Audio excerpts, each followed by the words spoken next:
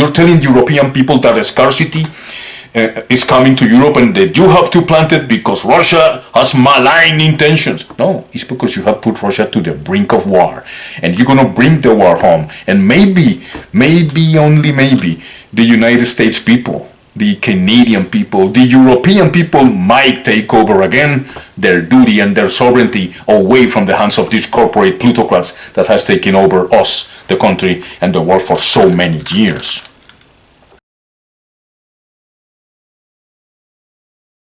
They take it to the music. Roger Waters is doing a tour right now, and they attacked him. So this is what I heard from old rock and roller from the old days, Alice Cooper. Yeah, and this is my answer.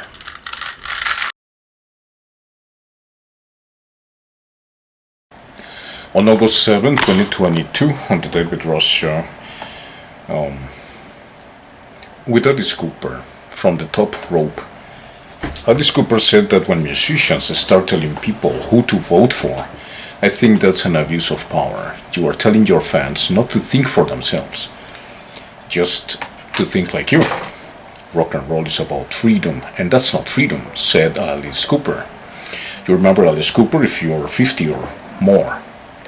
Well, my answer to that is yes, I agree with Alice. The same, not only with musicians, but pastors and priests.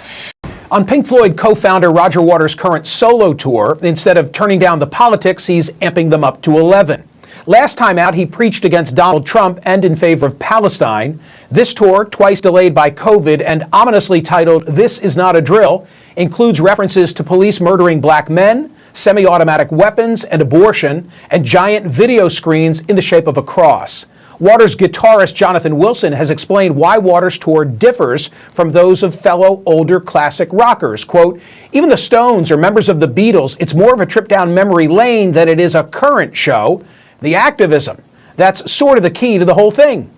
As a longtime fan of Waters' music who doesn't always agree with his messaging, I wanted to ask him about his mix of performing and preaching. Things got a bit animated.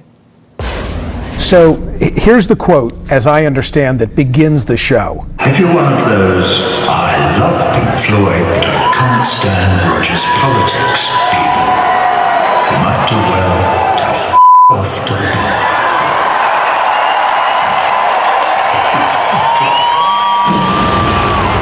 You might do well to F off to the bar right now. At the outset of the show? Yeah. Because it's a really good way to start the show. But apart from anything else, it sets a few things straight. Namely? Also it encourages a lot of the people who have come to the show, because they have listened to everything I've written since 1965 or whenever I started writing songs, so they do know what my politics are and they do understand where my heart is and they understand sort of why I'm there. But maybe it also gives a message to people who don't want to be there, in which case them effing off to the bar is probably not a bad idea. Except that you never know, those people, if they sit in a community like my audience is on these shows of This Is Not a Drill on this tour, there is such a great feeling of communication in that room between me and the audience and between us combined with all our brothers and sisters all over the rest of the world, irrespective of who they are, where they live, their ethnicity, their religion, their nationality, or anything else. Because if This Is Not a Drill has a message, it is that we have to communicate one with the other. To the guy who says, shut the F up, play the hits, do you want him, as long as he doesn't shout it out, do you want him in the arena? I don't not want him there, so long as he doesn't annoy the people who do understand what's going on in the arena. I'm happy for him to But I'm be saying, there. like, do I have to buy in? Does a person in the crowd have to buy in to the message? I've always loved the music. Right. Some of the messages I can buy into and some I can't. I've only got one message. Two strangers passing in the street, by chance two passing glances meet, and I am you, and what I see is me. That is my message. And that was on Medal, which was in 1970.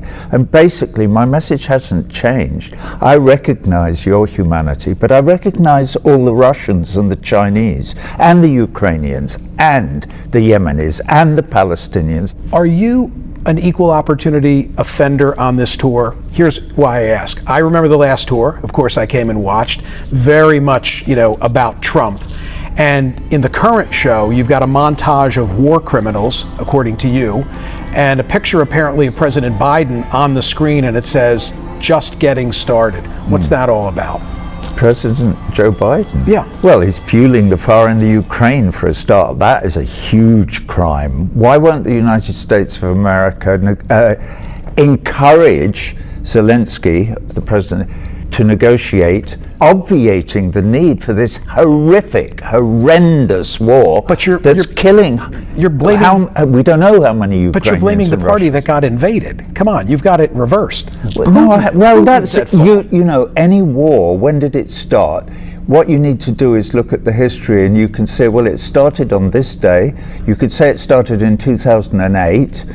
Okay, this war is basically about the action and reaction of NATO pushing right up to the Russian border, which they promised they wouldn't do when Gorbachev negotiated the withdrawal of the USSR from the whole of Eastern Europe. When you say this, then I have to say, what about our role as liberators? You of all people, you have no role as liberators. World War II. World War II. You got into World War II because Come on. Pearl Harbor. Pearl Harbor. You were completely isolationist until that sad, that devastating, I would argue we were always going to get in, and that pushed us in. But thank God the United States got in, right? You lost your father in World War II. Thank God the United States. But thank God the Russians had already won the bloody war almost by then. Don't forget, 23 million Russians died, protecting you and me from the Nazi menace. Hey, and you would think the Russians would have learned their lesson from war and wouldn't have invaded Ukraine. Well, you with all your reading, I would suggest to you, Michael, that you go away and read a bit more and then try and figure out what the United States would do if the Chinese were putting nuclear-armed missiles into Mexico and Canada. The Chinese are too busy encircling Taiwan as we speak. Okay? They're not encircling Taiwan. Taiwan is part of China, and that's been absolutely accepted by the whole of the international community since 1948. And if you don't know that, you're not reading enough. Go and read about it. Okay. Did we solve anything here today? Yeah, we did. Well, no, we didn't. Because you're believing your propaganda, your side's propaganda. You're defining it as Taiwan, you can't have a conversation about human rights, and you can't have a conversation about Taiwan without actually doing the reading. Roger, if you're having a conversation about human rights, at the top of the list of offenders are the Chinese. Why is it always the Western world? At the top of your list. Why is it the always Chinese the Western didn't invade Iraq and kill 1 million people in 2003. In fact, as far as I can recall, hang on a minute, who have the Chinese invaded and murdered, slaughtered? Their own.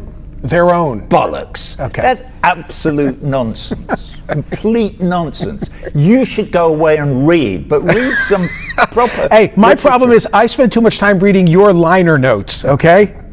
Thank you for doing this. Thank I appreciate you for talking to me. It's always a pleasure. Is it? Okay. Oh, my God. You're such a troublemaker. Please don't call me that. What? My God.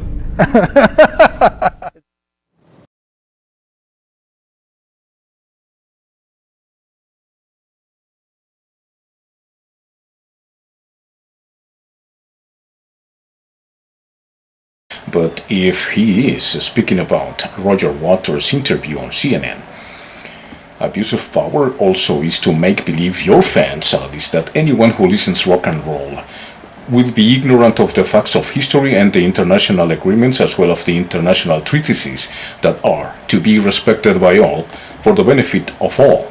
That is, if you really care for people and justice and freedom, which I believe is the spirit of rock and roll, am I right?